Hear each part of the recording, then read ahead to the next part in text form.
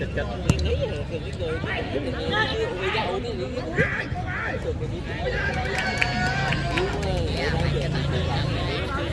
quay nè, quay nữa, rồi, quay nhiều quá thành người. Vô như có đào chuyền qua thôi.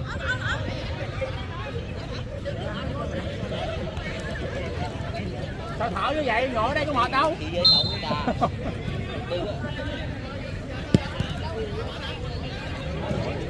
Rồi kiểu ở nhà thì 2 phút chơi thử chơi 2 phút coi đúng không?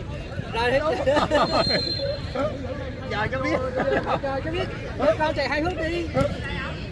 Mà nghĩ ui bơi cái này về. Nãy giờ mới được có. Nhưng mà đòi hỏi à. Không gì về. Để vô con đại chạy nè, để con đại chạy kiếm được về. Đen đợi ba cái con thầy cho tôi đây chứ.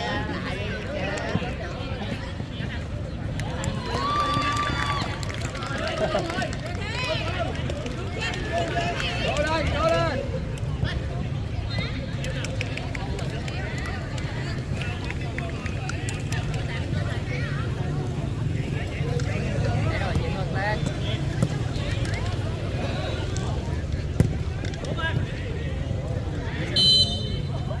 Mở đá chừng 8 giờ hả?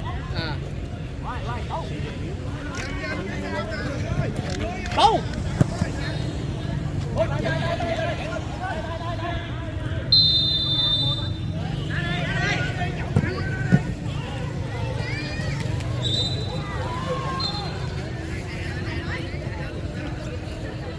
Đừng đi đây nha, cái đây thôi.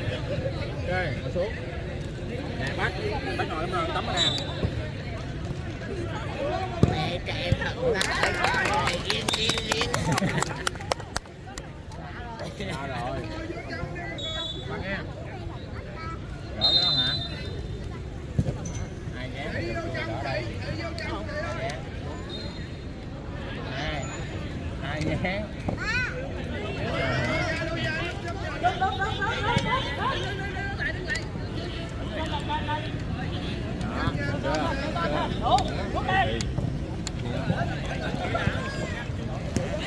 Rồi lên rồi.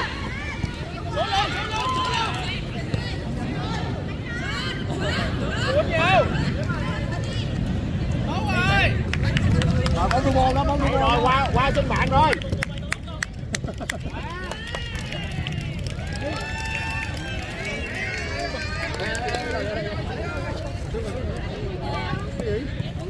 Mày đang đứng mà.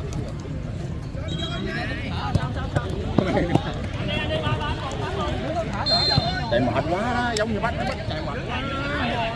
Đúng không? Không đâu banh nó bự lắm, banh nó nặng lắm. Thế là bể đầu luôn á.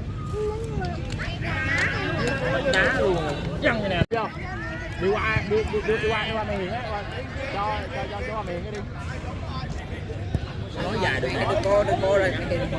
Mày vô kìa. Con kia mày Hiền cố lên. Mày Hiền kia, mày Hiền cố lên mày Hiền ơi. Còn con là gì mẹ?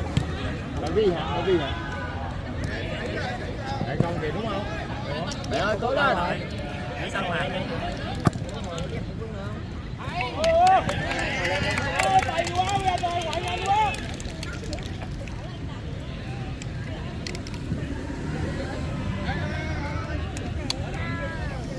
Có ai không? Nè, mình chở rác đi. Cái nào cũng được. Nè, cái này là rác nè.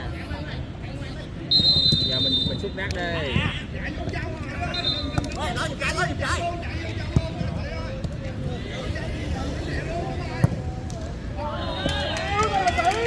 Nè, rác nè, rồi xúc đi. Xúc kịch. Rồi xúc đi.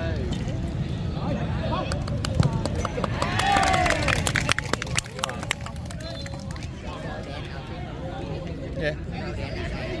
Rồi đen hả?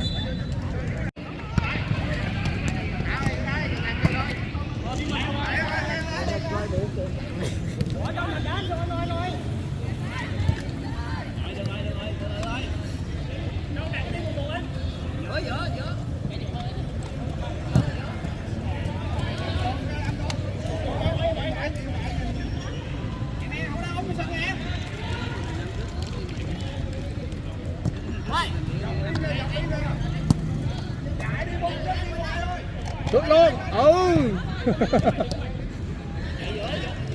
Đây bên kia nó đặt cỡ rồi.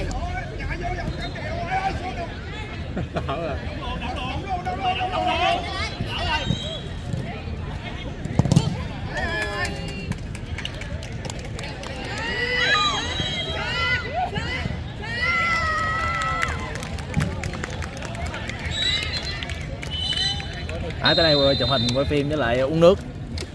Hy vọng cái này có thu tiếng để nói lên nỗi lòng của cầu thủ. Đúng rồi, ra hát nãy giờ hát nước quá nên Chết con mồi. Hay quá Tim ơi. Quá béo xỉu. Gì? Thôi tao thấy thế trận người ta hết đá rồi. Thấy trận này mình mới được vô đá chứ sao là hết đá. Gì? Thấy trận này phải vô đá chứ. Hiệp hai anh, hiệp hai vô mới ghi bàn chứ giờ vô mới ghi bàn chi. Người chờ đợi bàn hết rồi vô đúng không? Đúng rồi. Già cả rồi anh. Mới thấy mình đâu rồi? Hả? Gì? Mới thấy mình đây đâu rồi? Không về rồi già cả vợ con kêu ở nhà. Mới thấy đứng đây mà. Vậy rồi vô chụp hình đó à.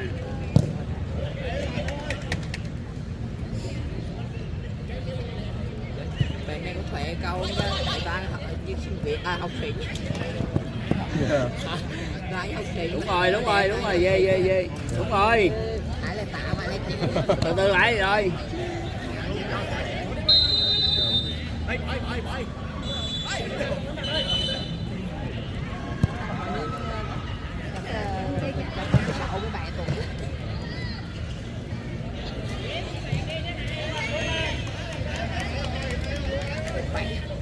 Bắt đâu rồi? Bắt ơi. Rồi đi thôi, xong rồi. Xuống. Sit down. Đấy, người ra cho anh đẩy cái bé là lỗi liền. Nó chưa hay quá. Vẫn 5 người à. Giống như tiền mình rồi chứ. Vô đây đúng rồi. Mà nó quên mang theo thẻ. Rồi giờ đá sao không đá. Hẳn 3-0, ít nhất hẳn 3-0. Giờ mà mình kêu á trận này mình thắng luôn á là mình chỉ được vuông 3 thôi. Đúng rồi. Bây giờ mới đá mới nhiều hơn. Thì đá xin thí dụ cái clip này có thu âm á thì nghe em chiến thuật đó thì cũng biết là cái não em nó to cái nào. Ghê. Cái đầu trận quê 22. Chợ quê 22 là vô tim nha. Cái này là nói Ý, vậy rồi. Giành nhau rồi.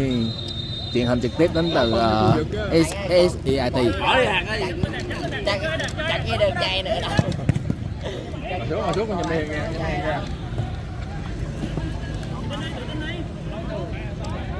Lên kìa. Chàng lên. Từ từ thôi. Cứ chàng lên đi. Rồi lại dần, chàng lên luôn.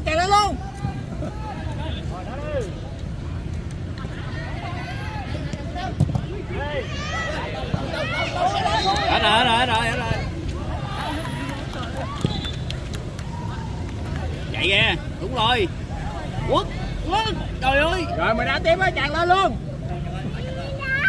Hình đá đúng rồi. Hình nó mạnh lên. Số luôn này ơi. Lên luôn, quất luôn. Mình trơn.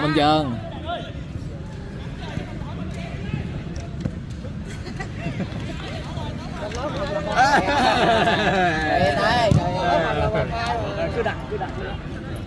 Một khỏi.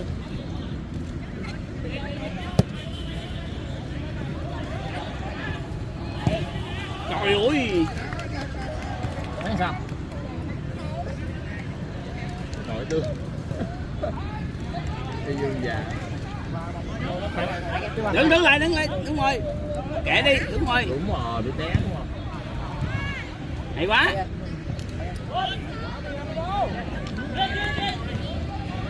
Hay quá, trời ơi. Đúng rồi, hay quá.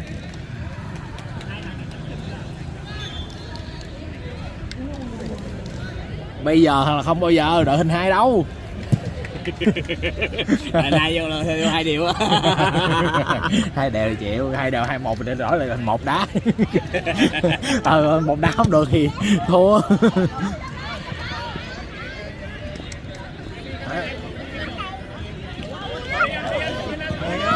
Đi luôn quất luôn. Trọng quá anh ơi. Trời ơi. Chuyện gì trời, cái đó là quất luôn rồi. Chuyện là tối rồi. Bên trên chuyện gần chuyện mạnh nữa. Sao mà đã đỡ. Gần nó sát quá, biên quá rồi, đâu có vô được. Đó, nó bên trên mà. Rồi bạn mở cái đường suốt.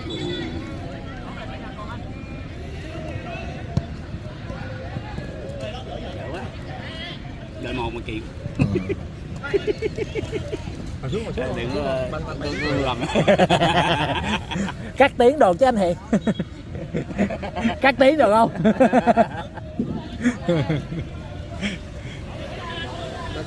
Sắp rồi. Sắp xỉu rồi. Đúng rồi. Hay quá.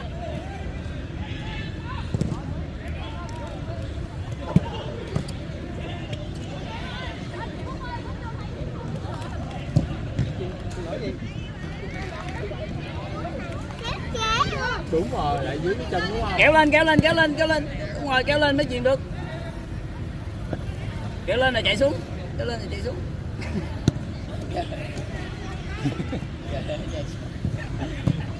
Bất ngờ liền chứ. Chết. Chạy 42 cây mà sợ gì?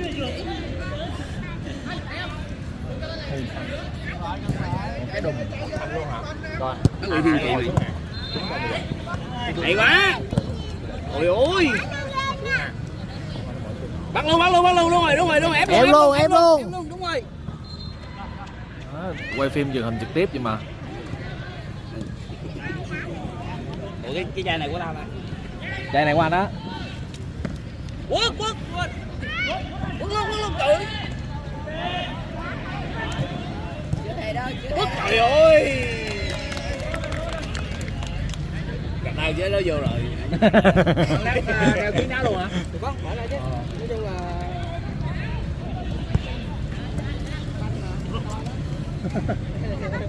là chỉ không thấy cái buôn thôi đúng không? Cái gì ta nè? Chạy ghê anh ơi. Đúng rồi, Mai ơi. Giữa. Mày ăn sao? Rồi. Chạy. Quất luôn. Đó bắt đầu. Đó mặt giống bắt đầu. Đúng không? Giống luôn à. Ba phu trọng tài kìa. Đi dễ vậy.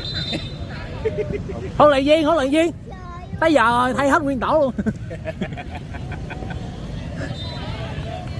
Ủa căng quá huấn luyện viên ơi.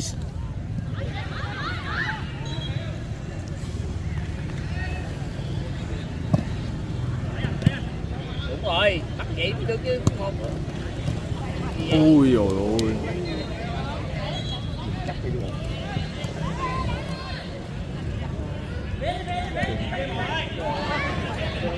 Bực đề thảo. Đây.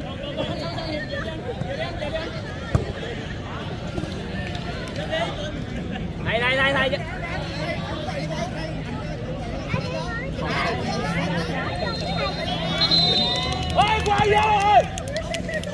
Lấy chỗ này.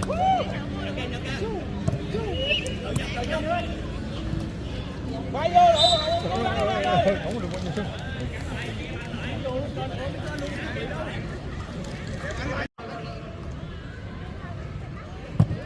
không được vô sân đúng không?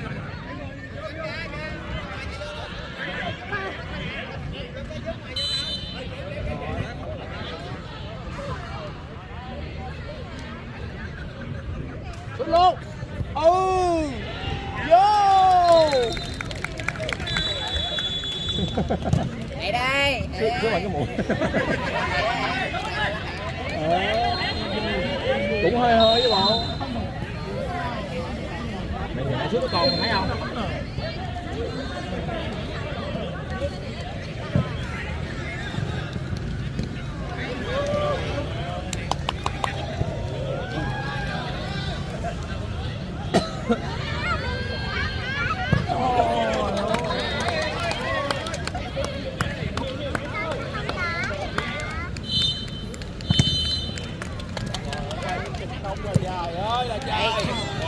Đó là hả?